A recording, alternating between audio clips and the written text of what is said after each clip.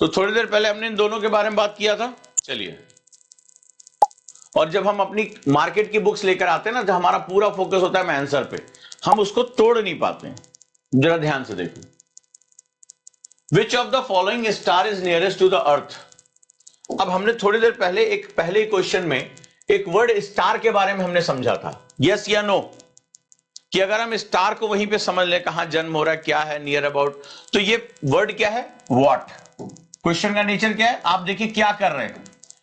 मैंने कई किताबें देखी है जहां वो एस्ट्रोजियो फिजिक्स पढ़ाने लगते हैं, वो साइंस को लाकर जो है वो एस्ट्रोनॉमी में घुसेड़ देते हैं, तो बच्चा इतना डर जाता है, इतना कंफ्यूज हो जाता है, बाप रे कितना पढ़ना है।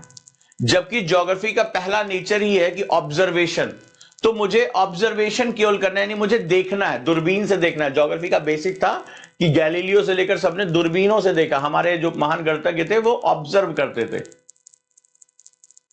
तो अब हम यहां पर बात करेंगे व्हाट। तो हम जब किसी चीज को ऑब्जर्व करते हैं, क्या दिख रहा है यार, क्या दिख रहा है, तो ऐसे बोलते हैं ना, तो व्हाट, हम व्हाट के बारे में बात करते हैं। साइंस का मतलब होता है उसका अन्वेषण करना, उसको जो है क्या करना, उसको ऑब्जर्वेशन से आगे निकलकर उसके प्रिंसिपल बेस की तरफ चले जाना। यहां पर जो बात हो रही है ज्योग्राफी, बार बार ये तुम्हें समझने की कोशिश करना है कि एस्ट्रो जियोफिजिक्स की जगह हमें एस्ट्रोनॉमी की तरफ फोकस करके हमें व्हाट की तरफ ज्यादा जाना है। चलिए अब आगे देखते हैं। Which one of the following star is nearest to the earth, nearest to the earth, why earth, what in by earth. Earth के बारे में जरा मुझे कुछ पॉइंट्स बताओ, जल्दी से लिखो। 6th क्लास की एनसीईआरटी पहला ही पैराग्राफ है, देखते हैं 6th क्लास की एनसीईआरटी भी पढ़े हो या नहीं पढ़े हो, जल्दी से। व्हाट इन बाय अर्थ, क्या क्या क्वेश्चन आया अर्थ के बारे में, जल्दी बताओ,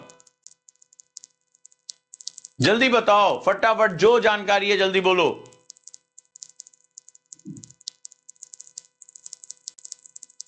मुझे होपलेस मत करो 24 तारीख के लिए। अगर रिस्पांस टाइम तुम्हारा बहुत खराब हो, जो नए बच्चे हैं वो ध्यान से समझें, यूपीएससी में response time is very important. अगर आप बहुत बेसिक चीजों को, एनसीईआरटी पहले चैप्टर का पहला पैराग्राफ, दूसरा चैप्टर, अगर आप ये सब चीजें नहीं बोल पा रहे हैं, नहीं रिकॉल कर पा रहे हैं, so you are in very grave danger. आपसे मीठी बातें करने का कोई फर्क नहीं पड़ता। आप अभी या तो उसको सुधार लीजिए और या तो फिर आप जानते हैं क्या होगा। अर्थ को ब्लू प्लैनेट कहा जाता है, एक बच्चे का सही जवाब। नीला ग्रह किसे कहा गया है, अर्थ को कहा गया ब्लू प्लैनेट। ब्लू प्लैनेट क्यों कहा गया है, because of abundance of water. तो जैसे अभी किसी ने जवाब दिया यहाँ पे कि ब्लू प्लैनेट कहा गया है इसको, ठीक है, गुड, अभी बात करते हैं। हाँ बहुत बढ़िया। तो ब्लू क्यों कहा गया, ये ब्लू क्यों है, नीला क्यों है। मैंने पढ़ाते समय एक गाना गाया था, अगर याद होगा, आज ब्लू है पानी पानी पानी, और वहां एक बहुत पावरफुल साइंटिफिक रूल बताया था जो यूपीएससी में कई बार पूछा गया यहीं से, व्हाट इज ब्लू। पानी तो मुझे नीला दिखता नहीं है, मेरे ग्लास में जो पानी है वो मुझे सफेद सफेद दिख रहा है, पी जाते हैं।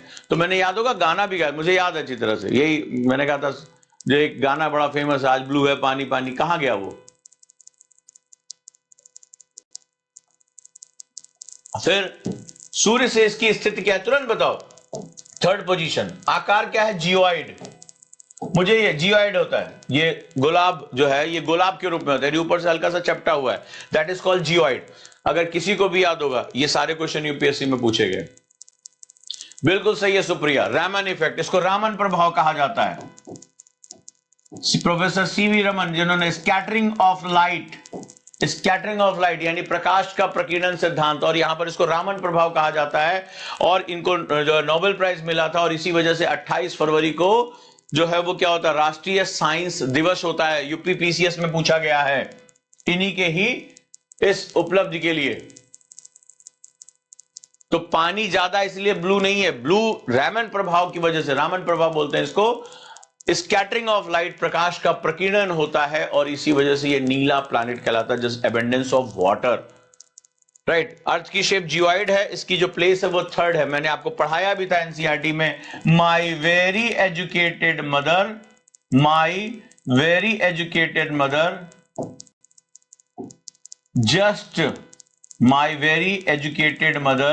जस्ट शोज अस 9 प्लैनेट, बोले 8 हो गए, तो मरकरी, वीनस, अर्थ, मार्स, तो इसकी प्लेस क्या है, 3rd है। और ये गोल्डीलॉक्स, शाबाश शुक्रिया। और ये गोल्डीलॉक्स जोन में पाया जाता है। पूछा गया गोल्डीलॉक्स जोन किसे कहते हैं? जहां जल क्या है? लिक्विड अवस्था में रहे।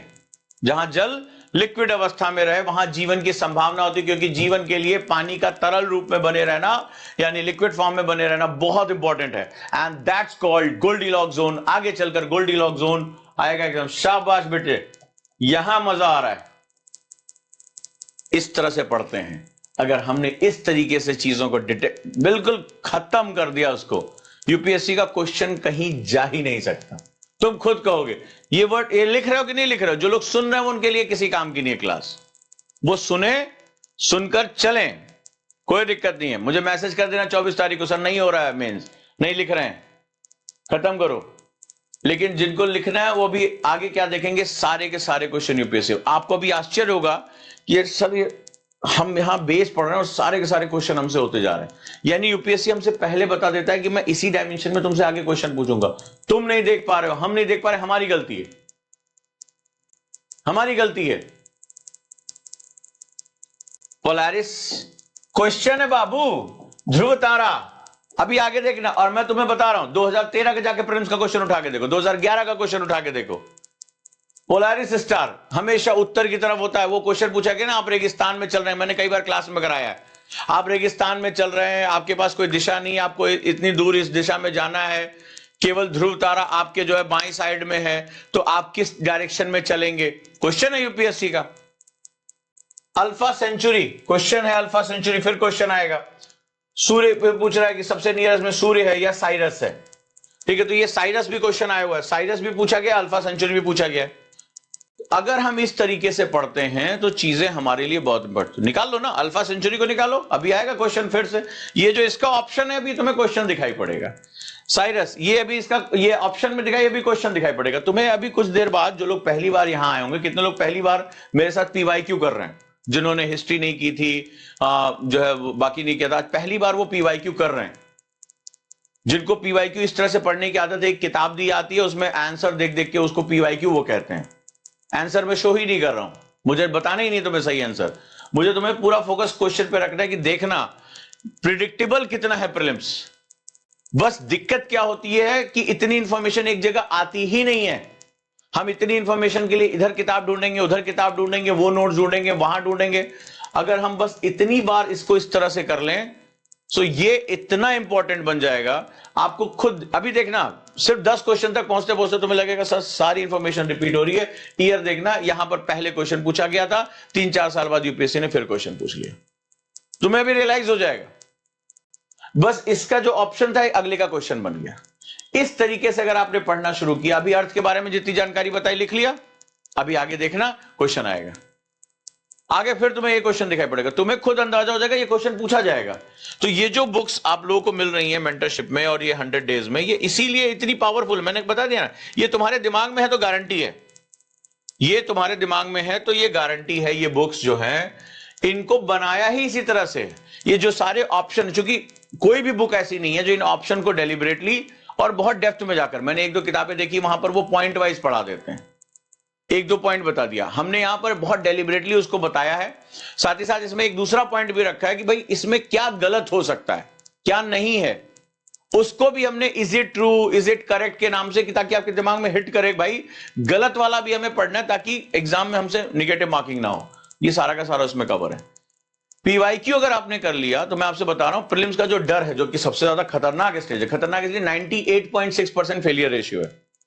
100 में से 98.6 बच्चे प्रीलिम्स में खत्म हो जाते हैं, तो उससे आप बच जाओगे, उससे आप बच जाओगे। क्लियर है?